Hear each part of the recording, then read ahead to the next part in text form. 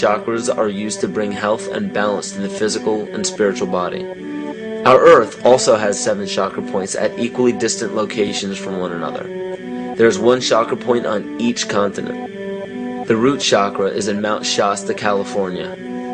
The sexual chakra is in the Isle of Sun, Lake Titicaca in South America.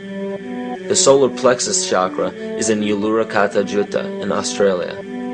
The heart chakra is in Glastonbury or Shaftesbury, England. The throat chakra is where the Great Pyramids of Giza in Egypt are. The heart chakra is at Kuhe Malak Sia in Iran.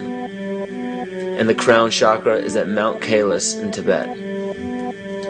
Scientifically, this is explained because at the core of our Earth there is a molten iron crystal that resonates at approximately 7 Hz.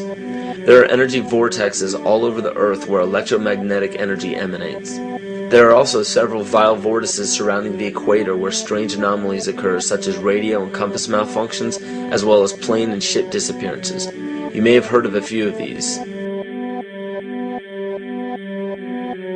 So the intangible parts of our existence, such as emotions, are part of the true reality of higher consciousness. If emotions are part of a realm that we cannot experience with our 5 senses, then how is it that we are all aware of our emotions?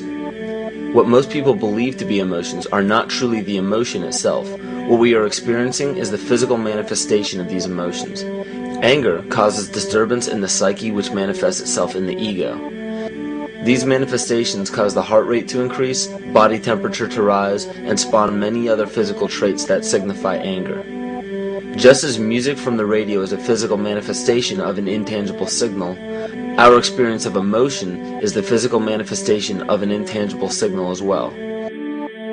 It has been shown that our emotions have a vibratory frequency to them. Furthermore, there are only 2 emotions that humankind experiences: fear and love. All other emotions branch either directly or indirectly from these 2 emotions. Fear has a long and slow frequency vibration to it, while love has a very rapid and high frequency. To show that vibration is the very foundation of existence, Hans Jenne developed what is known as cymatics in the 1940s to show that when vibrations of sound are passed through a form of media, there is a set pattern that will follow. When the frequency increases, the media develops into a more complex pattern. This is precisely what is happening to our Earth and to humanity. There are 64 possible codes of amino acids in our DNA structure made from 4 elements: carbon, oxygen, hydrogen, and nitrogen. By any means of logic, we should have all 64 codes activated within our DNA structure. Yet we presently only have 20 active codes. And of these 64 possibilities, it appears that only 20 of these codes are turned on right now for us, the 20 amino acids. There is a switch that turns off and turns on where those coding sites lie, and that the switch for that turning off and turning on is what we call emotion. And this is the first time that we've ever seen the patterns of emotion directly physically linked to human genetic material. Well, fear is a long, slow wave of emotion. So this wave of fear is a long, slow wave and touches relatively few sites on this DNA. So an individual living in fear is limited to the number of antennae that they have available to them, whereas an individual living in the pattern of love, this is love in DNA, you can see it's a higher frequency, shorter wavelength. We have many more potential sites for coding along that genetic pattern. This information, this is amazing. This is the first time we've ever had a hard digital link between emotion and genetics. This is important to understand because another researcher named Vladimir Popanov measured tiny particles of light called photons inside a vacuum tube. The photons were scattered as expected. A sample of DNA was then entered into the vacuum tube and they measured the photons again. They found that the particles of light aligned themselves along the axis of the DNA. Then, as they removed the DNA sample, the photons remained aligned to the same form of the DNA even though no DNA was present. This is what is known as the phantom DNA experiment. Science has now bridged a very important gap between physical and ethereal or spiritual. Our emotions directly affect the structure of our DNA, which directly shapes the physical world we experience every day. So the messages left by the ancients that we've explained here were more than just prophecies about a one-world government or a new world order. We now understand why the study of the heavenly bodies were so important. The rotation and orbit of all that makes up our universe serves as a clock to map changes and transitions. This helped the ancients understand that the change of the heavenly bodies were a mirror to the changes of all existence. December 21st, 2012 is simply a natural transition from one form of energy to the next, the transcendental evolution of man. This date is what's known as 0 point. Our sun, as well as our planet Earth, is losing its magnetic field as the Earth is slowing in its rotation. All the while, its base resonant frequency, also known as the Schumann cavity resonance, is increasing in accordance with the predictable sequence of the Fibonacci theory. At a cellular level, our bodies respond to an electromagnetic pulse. The ancients called this the sacred circuit. The cells receive this pulse from the brain, which receives its pulse from the heart, which receives its pulse from the earth.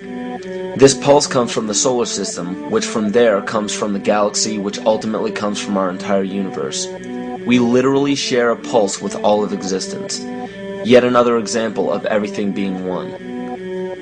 For as long as scientists have been recording the Earth's pulse, it has remained at approximately 7.8 cycles per second. This was a constant fixed number until 1986 into 1987. It rapidly began increasing to about 9 cycles per second in 1996. So in one decade, it increased by about 2 cycles per second.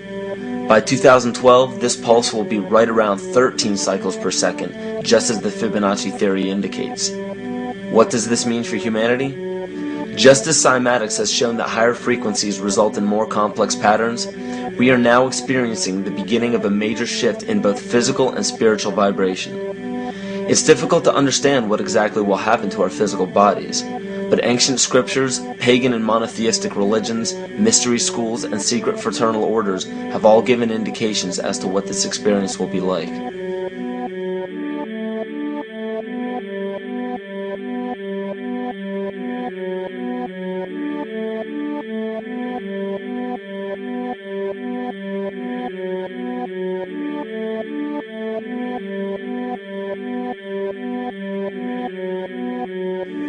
This will be the shift of the ages, the transcendental period of monumental changes to humanity.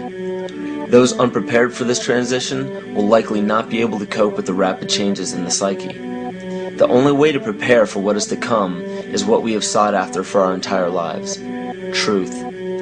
Not the truth about governments, commerce, religions, terrorism, or anything external, but the truth within ourselves, within our psyche and our shadow self.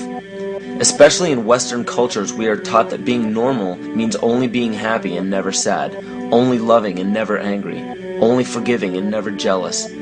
This sounds plausible, but it is not.